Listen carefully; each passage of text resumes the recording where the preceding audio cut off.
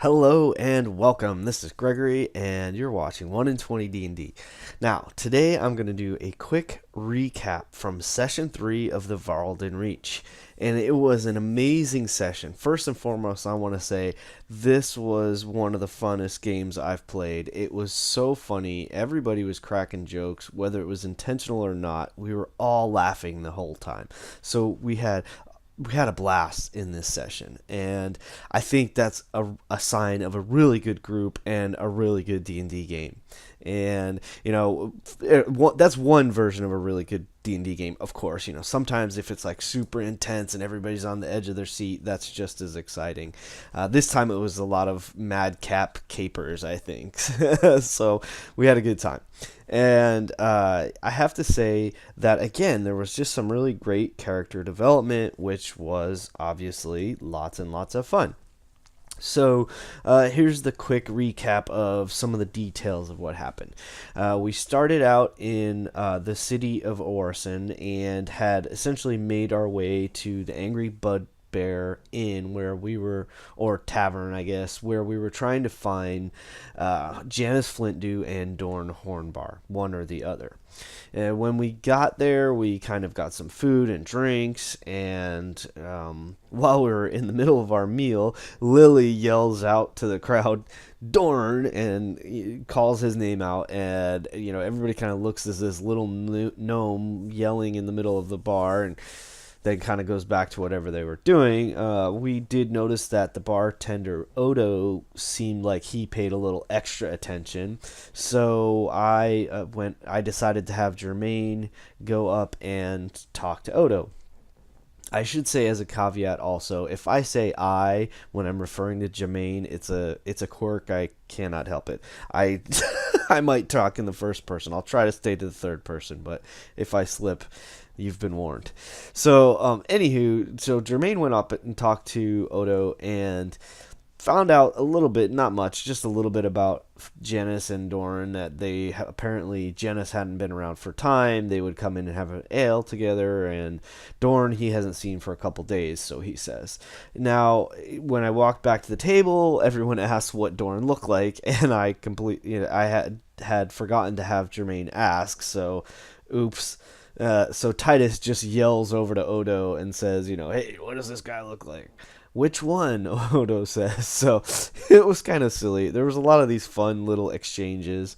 So we got a little bit of a description. Apparently Janice is kind of like a heavier middle-aged man, or older middle-aged man, and Dorne is a half-orc with maybe some facial scarring, so fairly easy to spot. While everybody's kind of like just chit-chatting at the table, Alina decides to issue a drinking challenge to Titus and Lily. So they proceed to, well, actually, she drops 25 gold on the table in this challenge, which is kind of fun. And they proceed to basically drink themselves silly. While that's happening, Alina uses that kind of distraction to slip away from the group. And apparently one thing that I should say is there's player knowledge, character knowledge. Now, this is player knowledge because it happened during the session, but Jermaine has no idea about this. While Alina slipped away from the table and the group, she went out and went down to the docks. Apparently, she was a sailor, and she was on a ship called the Marquesa. So she went to see if she could find her old captain, and his name, if I can find it, is Janice, and just see how he's doing, check in with the ship, and also maybe hit them up for some information. Apparently, she found out through their conversation that Dorne gambles upstairs at the Angry Bugbear, and believes that right now, this night that we're all there, he was already upstairs gambling. So maybe Odo kind of was misdirecting us a touch, which is fine. When she gets back to the tavern, Lily and Titus are pretty much passed out. Titus did win by a narrow margin, although Lily, for being a little gnome, held her own pretty well with the big burly fighter, so that was kind of fun. Mirana kind of slipped off to the bar by herself to have a drink, have another drink by herself, and I guess brewed, which she does. And Alina approached her and said, "Hey, there's something going on. There's some gambling going upstairs, and maybe we ought to check it out." Perdita also took that moment to kind of approach the other two ladies, and the three ladies try to make a plan. So they decide that Titus and Perdita will step outside. Ku and Jermaine will kind of like stand guard at the bottom of the stairs. Lily is pretty much asleep at the table, so we let her be. And then Morana and Alina are going to go upstairs and check things out. So they go up, they find the room where they're gambling, and confront Dorne, essentially. He's a little reluctant to tell him much at first, and somewhere through that, Mirana started the conversation, and somewhere through that, Alina kind of stepped in and was pressing him a little further, and he more or less said, "Well, hey, look, I'll play you for it." So they have a quick little bit of gambling, and obviously the winner takes the pot, and if Dorne won, that's that. If Alina wins, he'll also give us some information. So Alina does win, gets a little bit, finds out that apparently Janice got involved with a couple that they seem to hang out at the Bernst Cabaret. Now, we don't really know much about the Bernst Cabaret, and we're trying to find out. And he doesn't really know any much more than that either. He has, Janice has kind of slipped away over the past several months of spending more and more time with this couple. When they come downstairs, the two gals, Alina and Mirana, come downstairs. Jermaine asked them what they found out, and Mirana walks by us and kind of out of the corner of her mouth says, "We sold the gnome into slavery," and then walks out the door. Poor Lily freaks out a little bit, jumps under the table, and is like bone white and terrified. And so Perdita and Jermaine try to calm her down. Like, Mirana was just joking. She's giving you a hard time, and convince her that it was not true, and we wouldn't let that happen to her. So that was kind of funny. And then of course Alina kind of filled us in on what to happen. And we decide Alina and Jermaine go over and talk to Odo to try to see if we can find out where this Bernst Cabaret is. Odo, the bartender, doesn't know, but he points us in the direction of Uranus Quickbeard at the Orbis Collector. So we go over and decide travel. Actually, first we go to an inn and get some rooms and sleep for the night because it was getting kind of late, and decided we'd go there the following morning. So the next morning we head over to the Orbis Collector. Now, when we get to the Orbis Collector, we meet Uranus. He's a little halfling dude, and he's, he seemed nice enough or whatever. And we made a few purchases. I picked up a little kind of nice quality music box that I was going to give to Jermaine's mother. And Titus bought some kind of interesting can that doesn't seem to have an opening, but it has liquid inside of it. I did a quick detect magic and found that it has some minor magic, so we have to investigate that a little further. It may be nothing, but hey, you never know. It might be something interesting. And then Perdita actually looked at a hat that it was kind of like you fold it up and open it, and it becomes a hat. And then you fold it up and open it again, and it becomes a different hat. So it's kind of a neat little enchantment. And but she decided to pass. And then we asked him for some information. Well, he said, so where's this Bernst Cabaret? So he says, you go to this alley and you look for this, secret door, and you don't really need any kind of information to get in. If you know where the secret door is, that's all you need. So we're fine. Okay, so we go ahead and actually we made the purchases after we asked him for the information. And then we go to try to find this alley, and when we get there, it's kind of a dead end. We're looking for this secret door, and lo and behold, there's like a heap of refuse, like some trash in the one corner or something, and these like giant feet sprout from this heap of trash. And madness ensues, and we get into a big fight with what, again, player knowledge, we believe to be a shambling mound. And it's just this, big, three-legged, nasty, stinky mouth, basically, with arms. So that attacks us. Some rat swarms come up out of the sewers while we're fighting this thing. It knocked Ku unconscious and swallowed her whole, which was kind of crazy and scary. And then, thankfully, Titus was kind of quick on his feet, and of course he's a man of action, so he just went ahead and reached into the monster to drag Ku back out. So that was kind of awesome and a little scary. Anyway, long story short, we handle the monster, and rather than running, we actually defeated it. I was a little concerned at first because we don't really know how powerful the thing is, and then of course with the rats joining the fray, swarms are always tricky.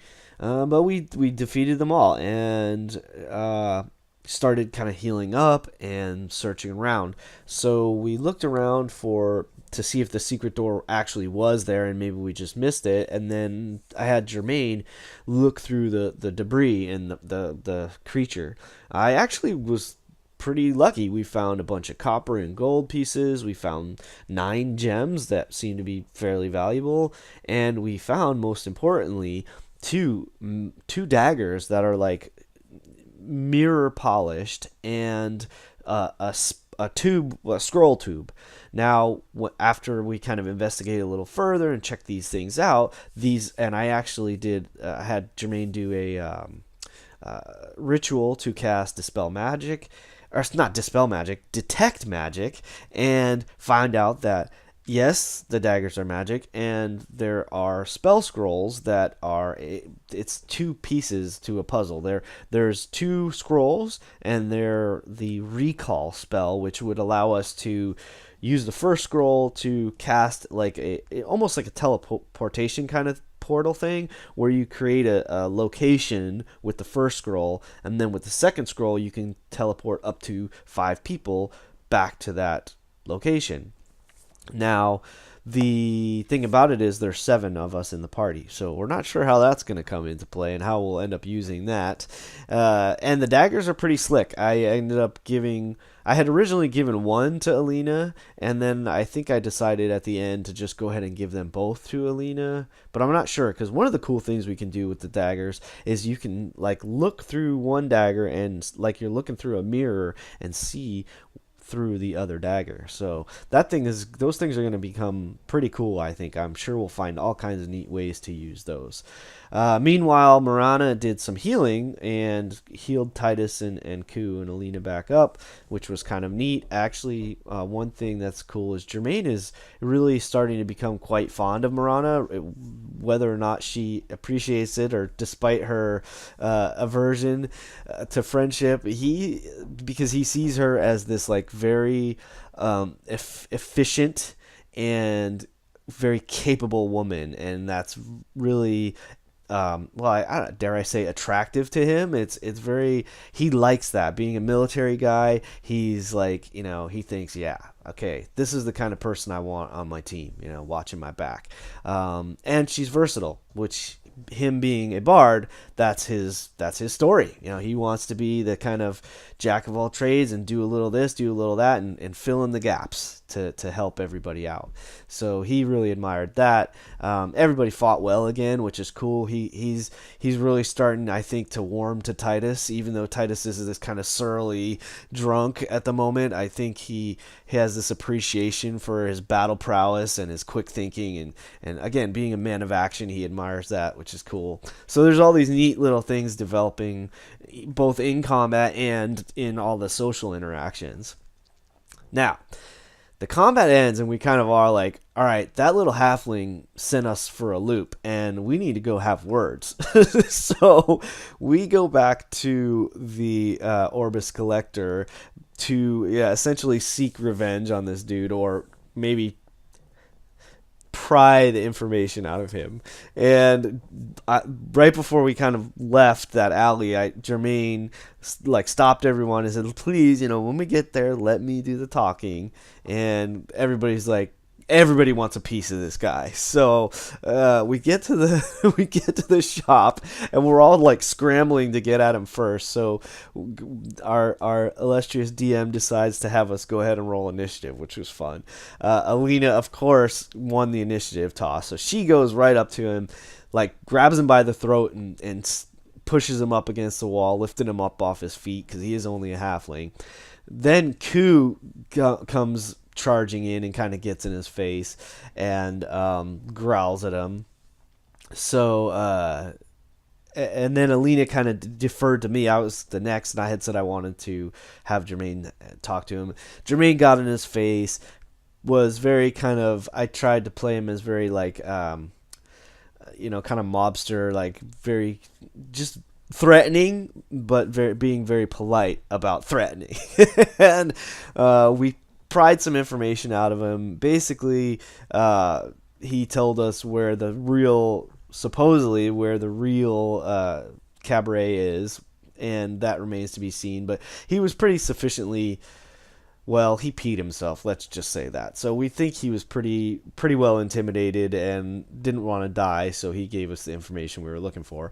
And on our way out, Titus proceeded to just smash and bash and, break some stuff, relieve the guy of some things, an item we had looked at earlier. Jermaine actually did the same thing. He was the first one to leave, and after he said his piece and got the information, he walked out and just kind of like randomly broke something just to drive the point home. Then everyone else kind of wreaked havoc with him. Titus again smashes a whole countertop, takes something, walks out, threatens the guy, says at his spear point, says, a few months ago I probably would have run you through for a cheat and a liar. And then we think he heard the voice of Lily in the back of his mind, that it was his lucky day. So that was kind of cute and fun. So Titus walks out.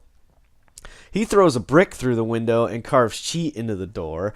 Perdita was probably the most mild of all. She just took the hat and walked out with the hat. I can't recall if she smashed anything. I don't think she did. But she went ahead and snatched the hat anyway that she had been looking at earlier. And last but not least, Morana got in his face, had Ku basically bite down on his leg while she got in his face, punched him in the nose, and said, you hurt my cat. And you could now and people had to help, and now I have to be nice to people. And so she was thoroughly pissed, so took out a little vengeance on him. She left. She waited, and then Alina said, gave him one last final threat about how do we know you're not, or Mirana was the one who actually asked, hey, how do we know you're not going to follow us? And he's like, I don't want to have anything to do with y'all people. I gave you the information, just let me be. And Alina basically finally said, you got off pretty lucky here. You're lucky you're not dead. And then as she walked away, she said, no, you're not lucky, and turned around and just knocked him out. So we kind of left him unconscious in his shop, and I'm assuming at some point there may be some repercussions from this, and God knows what that's going to end up being. But yeah, we left some carnage. When everyone got back out of the shop, Jermaine was trying to be serious but ended up cracking a joke, and again, everybody was laughing hysterically. I went back and re-listened to the session, and it cracked me up to tears again. It was a pretty funny moment in our party, and so we just had a blast. Then, while all of that was going on, Lily, little sneak, slipped away from the group, and none of us really noticed it until we got back out of the shop. So while we're shaking this dude down, she went to one of the temples to pray, to make a donation from her winning at gambling, or for her gambling earlier, and then also to pray to her god, which was really neat. So she did this kind of sort of a monologue, and we got, again, player knowledge, character knowledge. Our players all got a little view into kind of the mind and the world of Lily, and her relationship with her deity, which was really sweet and funny and cute and cool and just totally awesome. So at the end of the session, Lily and Jermaine were both awarded inspiration from the DM, which was great. We will definitely be using that in our next session, because pretty much after we got the info, it was a great time to stop and call it a night. And we are just getting ready. We've just regrouped, and we're kind of ready to go to One-Eyed Willie's and find out about this burnt cabaret. So that's the recap. That ties up kind of all the things that happened in this episode, this session. Again, it was just a fun romp. We had a real good time. Everybody was joking and having a blast, I think. Had some fun combat. It was a little hair-raising and good challenge, and at the same time, we just had a really fun time playing. So I can't wait to see what's going to happen this weekend, and what will happen in the next chapter of the VÄRLDEN Reach, and with my companions here for Jermaine. So, hey, thanks for tuning in. Hope that ties up some loose ends and brings things up to current with y'all. I appreciate any comments. I appreciate all of the likes and subscribes, of course. I hope to see you at a table someday. And hey, I want to say one thing. This was such a good game. I really need to kind of say this again. This was such a good game, and everyone had a blast. And that's, I think, what Dungeons & Dragons is all about. So, hey, go out there, find yourself a table, whether it's a real table or a virtual table. Have some fun, make some laughs, make some memories, and keep rolling 20s.